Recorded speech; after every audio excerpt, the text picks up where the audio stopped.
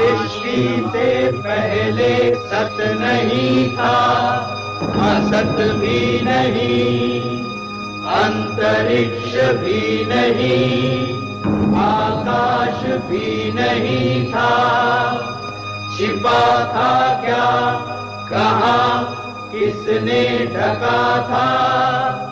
उस पल तो अगम अतल जल भी कहाँ था।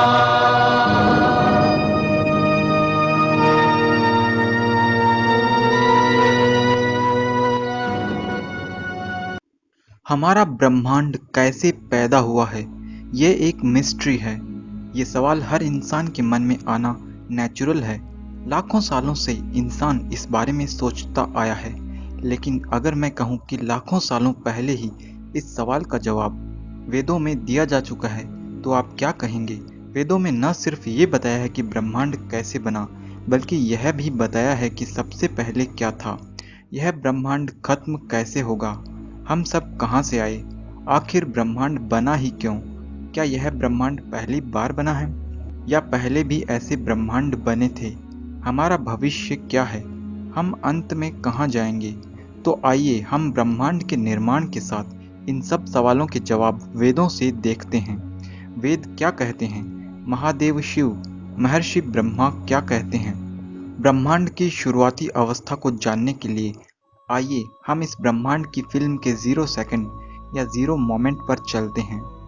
महाभारत में महादेव शिव कहते हैं, नित्यमेकमणु व्यापी क्रियाहीनम हेतुकम अग्राह्यमिंद्रिये सर्वैरेतद् व्यक्त लक्षणम अव्यक्तम प्रकृतिर्मूलम प्रधानम योनिरव्ययम अव्यक्तस्यैव नामानि शब्देः पर्यायवाचके। महादेव कहते हैं कि सृष्टि की शुरुआत में संपूर्ण ब्रह्मांड अपने मूल कारण यानी पदार्थ की फंडामेंटल मूल अवस्था प्रकृति के रूप में था। जो पदार्थ की प्राकृतिक अवस्था है, इसे महादेव ने नित्य बताया, यानी कि पदार्थ कभी पूरी तरह नष्ट नहीं होता। तब ऐसा पदार्थ पूरे ब्रह्मांड में फैला हुआ था, उसमें कोई क्रिया नहीं थी। क्रिया के अभाव में तब कोई फोर्स या बल भी नहीं था। उसी पदार्थ से पूरी सृष्टि बनाई जाती है। वह अत्यंत सूक्ष्म था। पूरे अनंत अवकाश में फैला हुआ पदार्थ अवकाश के साथ एक जैसा हो गया था। वह हर जगह एक समान था। वह पदार्थ अव्यक्त था। महादेव कहते हैं कि उसे पूरी तरह नहीं जाना जा सकता, क्योंकि तब वह पदार्थ सोया हुआ सा रहता है, यानी कि उसके गुण या प्रॉपर्टीज स्लीपिंग मोड में चली जाती है। इसी बात को भगवान मनु कहते हैं, आसीदिदं तमोभूतम अप्रजातम लक्षणम अप्रतर्क्यम विज्ञेयम प्रसुप्तमिव सर्वतः। यह पूरा ब्रह्मांड सृष्टि के पूर्व गहन अंधकार में था, बिना लक्षणों वाला था, न जानने योग्य था। अप्रतर्क्य यानी वह ऐसा था कि उस पर विशेष प्रकार से तर्क नहीं किया जा सकता।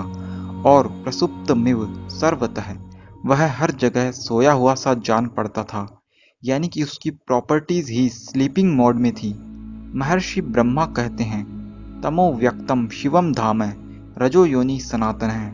वह सनातन पदार्थ ऐसी अंधकार की अवस्था में होता है जैसे अंधकार की कल्पना भी नहीं की जा सकती। सृष्टि की सभी क्रियाएं इसी पदार्थ से उत्पन्न होती है।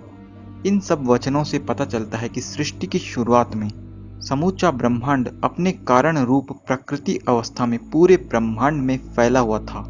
तब न कोई क्रिया थी, न कोई बल था, समय का व्यवहार नहीं था, न प्रकाश था, घोर अंधकार था, तापमान बिल्कुल 0 था। उस पदार्थ के सभी गुण व्यक्त नहीं थे, सोए हुए थे। इसलिए तब कुछ भी न होने जैसा लगता है, लेकिन वास्तव में वह था। वह पदार्थ न कण रूप में था, न तरंग रूप में, न कंपन रूप में। वह अव्यक्त था। इसलिए वेद कहते हैं, तदानीम्नासिद्रजो नो व्योमा परो यत् किमावरीवः कुह कस्य शर्मन्नम्बः किमासीत् गहनं गभीरम्। वेद के इस मंत्र में बताया गया है कि सृष्टि से पहले, शुरुआत में सबसे पहले न सत था न असत। सत यानी कि यह जगत, ब्रह्मांड, गैलेक्सी, ग्रह, तारे, एटम, मॉलिक्यूल्स, न्यूट्रॉन, प्रोटॉन ये सब नहीं थे। असत भी नहीं था, यानी कि शून्य या वैक्यूम स्पेस भी नहीं था, क्योंकि पूरे खाली स्थान को, वैक्यूम स्पेस को सृष्टि से पहले प्रकृति ने हर जगह भर रखा था। इसलिए खाली स्थान भी नहीं रहा, वह पदार्थ अव्यक्त था। महर्षि वशिष्ठ महाभारत में इस पदार्थ को अविद्या कहते हैं, क्योंकि यह विद्यमान होते हुए भी अविद्यमान जैसा था। इसीलिए कहते हैं, छिपा था क्या, कहाँ, किसने ढका था। सबसे पहले सोचकर देखें कि क्या ऐसा पदार्थ जिसमें कोई गति ही नहीं, जो खुद सोया हुआ है, वह क्या अपने आप ब्रह्मांड को पैदा कर सकता है? नहीं। इसलिए ब्रह्मांड को पैदा करने वाली एक और चेतन सत्ता होती है, जिसे ईश्वर कहते हैं। यहाँ ईश्वर की सत्ता सिद्ध होती है, न कि यह किसी की जबरन कल्पना है। फिर यह सृष्टि कैसे पैदा होती है? क्या होता है कि सृष्टि उत्पन्न हो जाती है? नासदीय सूक्त में ही बताया है कि तब ईश्वर में काम यानी इच्छा उत्पन्न होती है कि वह जीवों के लिए सृष्टि की रचना करे। तब वो ईश्वर जो सर्वव्यापक है, उस सोई हुई प्रकृति को काल तत्व के माध्यम से जगाता है, उस प्रकृति की साम्य अवस्था को भंग कर देता है, उसमें अत्यंत सूक्ष्म हलचल उत्पन्न कर देता है, जिससे प्रसुप्त यानी सोई हुई प्रकृति के गुण प्रकट होने लगते हैं। सबसे पहले अनंत अवकाश में फैली हुई प्रकृति में हर जगह, हर क्षण एक सूक्ष्म लहर जैसी रश्मि उत्पन्न होती है, जिसे ओम रश्मि कहा जाता है। यह ओम रश्मि काल तत्व का जागृत रूप होती है। यह प्रकृति की अवस्था को निरंतर बदलती रहती है, जिससे प्रकृति अलग अलग रूपों में परिवर्तित होती रहती है। अब संपूर्ण अनंत आकाश में हर जगह सूक्ष्म स्पंदन रूप में ब्रह्मांड की अवस्था होती है। लाखों सालों तक ब्रह्मांड इस कंपन रूपी अवस्था में रहता है। ब्रह्मांड कब, कैसे, कौन सी अवस्था में पहुंचता है, उसके बारे में सांख्य दर्शन में महर्षि कपिल कहते हैं, सत्व रजस तमसा साम्यावस्थां प्रकृति प्रकृतेन महान महतो अहंकार है, अहंकारात् पंच तन्मात्राणि उभयमिंद्रिय तन्मात्रभ्य है, स्थूल भूतानि पुरुष है इति पंचविंशति गण है। यानी कि शुरुआत में प्रकृति की साम्य अवस्था के भंग होते ही वह प्रकृति महत तत्व में बदलती है। महत तत्व से अहंकार, अहंकार से पंच तन्मात्रा और फिर पंच महाभूत उत्पन्न होते हैं। भगवान मनु के अनुसार पंच महाभूत में सबसे पहले ब्रह्मांड में आकाश तत्व की उत्पत्ति होती है। आकाश से वायु, वायु से अग्नि, अग्नि से जल और जल से पृथ्वी यानी कि मॉलिक्यूल्स की अवस्था में ब्रह्मांड पहुंच जाता है। जो ब्रह्मांड सबसे पहले प्रकृति रूप में था, वही लाखों वर्षों तक कंपन रूप में रहता है। फिर कंपन रूप से अग्नि रूप में यानी ब्रह्मांड ड्यूअल नेचर का हो जाता है, और फिर उस अग्नि अवस्था से जल और पृथ्वी यानी पार्टिकल नेचर में उसका परिवर्तन होता है। यह ब्रह्मांड अलग अलग अवस्थाओं में ट्रांजिशन करता है। पूरे ब्रह्मांड को इन अवस्थाओं में परिवर्तित करने वाली ओम रश्मि होती है। इसलिए उपनिषद में कहा गया है, यह संपूर्ण ब्रह्मांड ओम का ही विस्तार है। अब तक हमने जान लिया कि ब्रह्मांड सबसे पहले कैसा था, यह कैसे बना, अब यह ब्रह्मांड कैसे नष्ट होगा।